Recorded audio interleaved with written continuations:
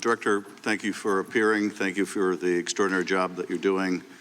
Please convey our thanks to the men and women at the Bureau for their incredible work. I've worked with them since I was an assistant U.S. attorney more than 30 years ago. Let me start with a threshold question I'm curious about. When I applied to be an assistant U.S. attorney, I had to go through a background check. Do candidates for the FBI have to go through background checks? Yes. Would someone with dozens of felony convictions survive a background check for the Bureau? No.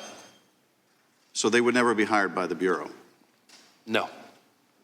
Well, clearly the Bureau has, you don't have to comment on this, I know you won't, but clearly the Bureau has higher standards for their hiring than one of America's great political parties. Let me turn to the events of the tragic shooting. Have you been able to gain access to the shooter's electronic communications, social media, and with the caveats that you mentioned that the investigation is still early, have you been able to make any deductions or are there any indications of the shooter's motivation from those electronic holdings? So in terms of our ability to access it, we have been able to get into and exploit a number of electronic devices, digital devices, but not all of them yet. And then within his various accounts, we've been able to get access to some of them, but some of them we're still waiting on. Some of them we may never get access to because of the encryption issue that it presents an increasingly vexing barrier for law enforcement, not just the FBI, but for law enforcement all over the country. But we're still drilling into that. We have some information. Some places we've been able to look, some places we will be able to look, some places we may never be able to see, no matter how good our legal process is. But that's what we're looking at right now. In terms of what we've been able to find so far, a lot of the usual repositories of information have not yielded anything notable in terms of motive or like ideology.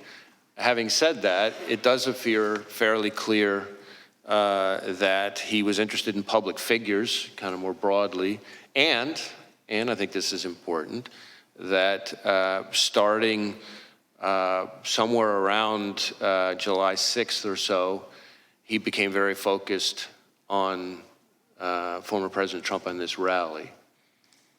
And so one of the things that I can share here today that has not been shared yet is that we've just in the last couple of days found that from our review, to your point about devices, analysis of a laptop that the investigation ties to the shooter reveals that on July 6th, he did a Google search for, quote, how far away was Oswald from Kennedy? And so that's a search that obviously is significant in terms of his state of mind.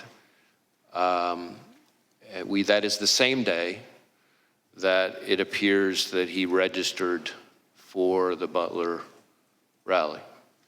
And when you say that his electronic holdings indicated an interest in different public figures, without revealing anything you're not comfortable revealing about those public figures, can you tell us anything generally about them, either the offices they hold, their political party, or was it simply people of a high profile?